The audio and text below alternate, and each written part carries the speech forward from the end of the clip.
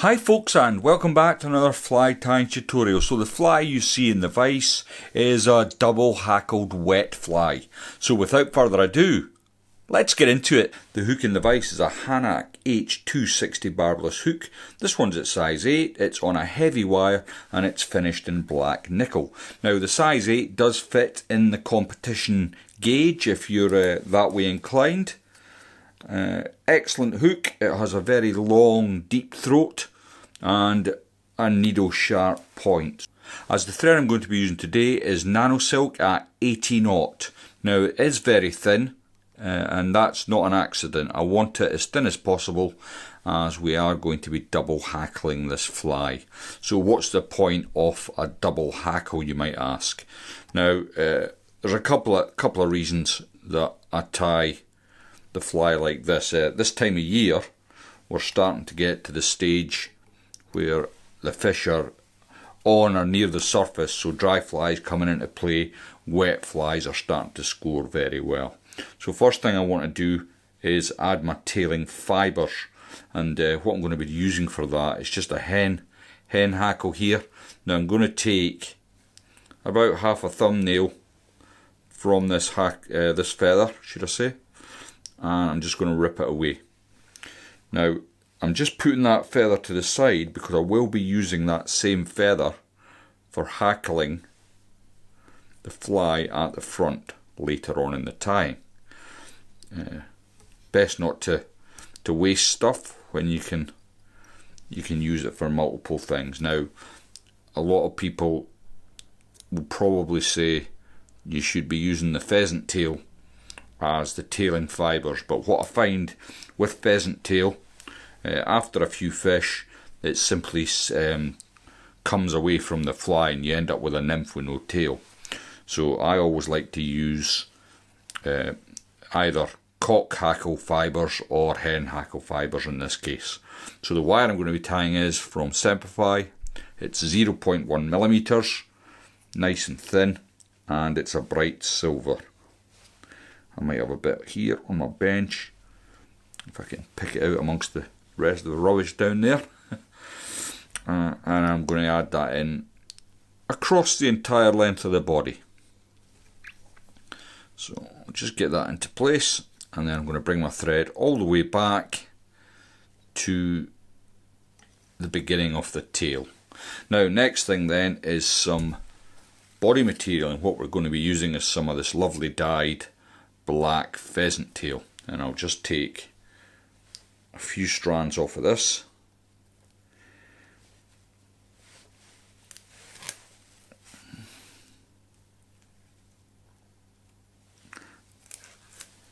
I like to get 3 or 4 strands from the stalk, and I'm just going to remove the very tips. That's where pheasant tail's at its weakest. So rather than risk it breaking off, I can just trim that away before I start. Then I'm going to bring my thread up to probably the thorax area of the fly. I'm getting several extra turns in here at the front, as I am going to use the rotary function on my vise. Now the colour scheme that I'm using here is just something I like. I like to have a bit of red in my flies, but it probably works just as well with green, copper, orange, you name it, it'll probably do a job for you. It's not so much the colour scheme that's so effective about this fly, it's about keeping it in the depth of water where the fish are feeding. The rest of it's gravy, really. And you don't have to use, as I'm about to use, tinsel. You can use glow bright, it's up to yourself. There's so many different options with this. Sorry, I keep catching in that waste end. It's desperate to be part of the show.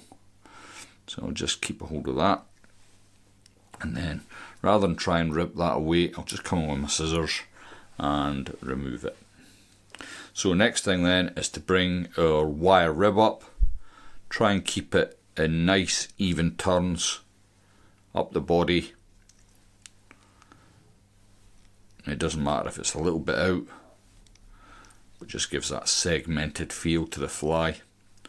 And then once I've come up to, again, the thorax area here, I'm just going to get a couple of turns in to secure it, then keeping tension on my thread. I can then twist away the wire, like so. Okay, so as I said, I like to use a little bit of red, and I'm just using some mirror tinsel here. It's at 1/32 of an inch, or if you're metric, it's 0.8 millimeters. And I've got a little bit here that I have been working away with, so I'll catch that in to the fly. Now, once I've hackled this fly up, you hardly see the red, if I'm honest, but occasionally, and once it's wet in the water, it will flash out, giving that little bit of colour. I'm just going to go over it a few times to build that solid bit of red.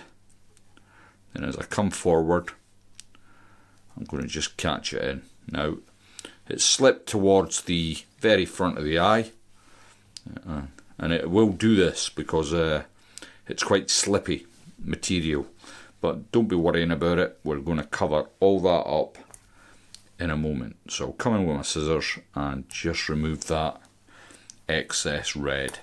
So that's looking not so bad. Now, you can use a single hackle on this and it'll probably be just as effective, but the more sort of bush you have in a hackle, the more the fly will stay up in the surface. It will be much harder for the fly to sink, and that, hence the double hackle. So I'm going to use Partridge for the first one, and if I can find, I should have really tied my bench before I started this, because there's a plethora of stuff going on I daren't show you. So I'm going to catch in the tip like so, and I'm going to pull that back to get, if you watch many of my videos, you'll know I'm a big fan of the little Christmas tree, and once you've got that, you can then come in with your snips and remove the bulk of the bit at the top. So I'm going to catch that in, and this is the reason why I am using the 80-knot thread. You can be very precise at this point. Once I'm confident I've caught that in, I'll grab my hackle pliers again, and what I'm looking for is 2 to 3 turns of the Partridge. It is quite a bushy fly, this. So there's one,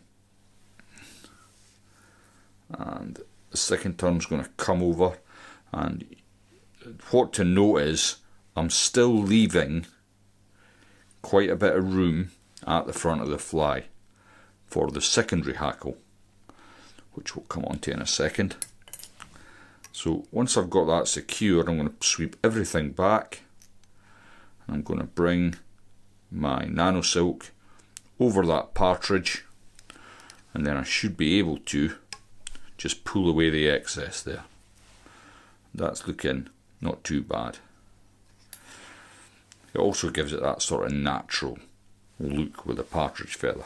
So we're going to come back to our hen hackle, which I used, you remember at the start of the video, we used the bottom part for tailing fibres, and we're going to now, again, same as the Partridge, I'm going to come in with the hackle pliers, just get a little Christmas tree effect going on here.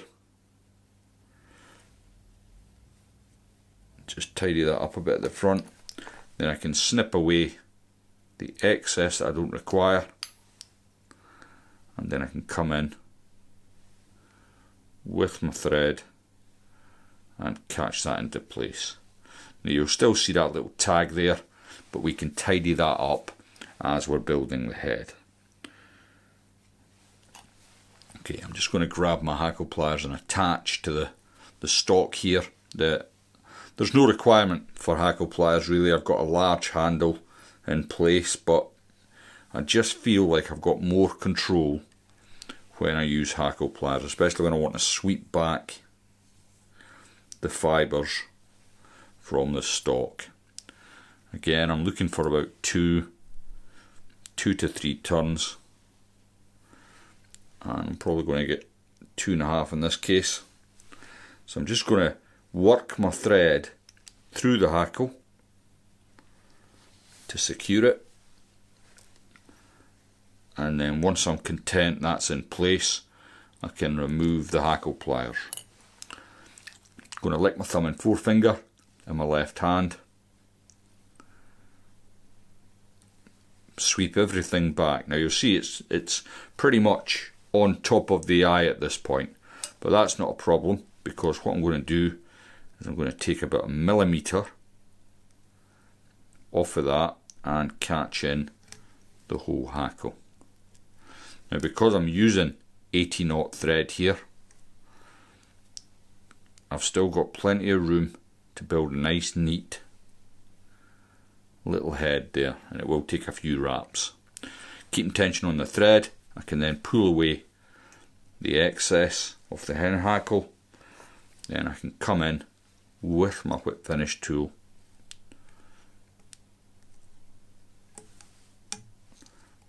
and catch that in. Once I've pulled that tight, I can finish it off. Now I've used Partridge and hen hackle here. You can use any feathers you like, actually, as long as it's a soft hackle. I think it will work just as well. And then to finish off, all I'm going to do is give the head the tiniest touch of super glue on this occasion.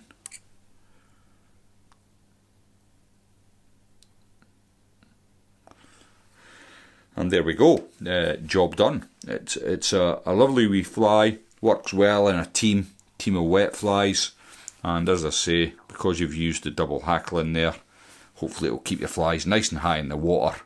The next time you're out, give it a go and let me know how you get on. Thanks for watching, and I'll see you in the next one.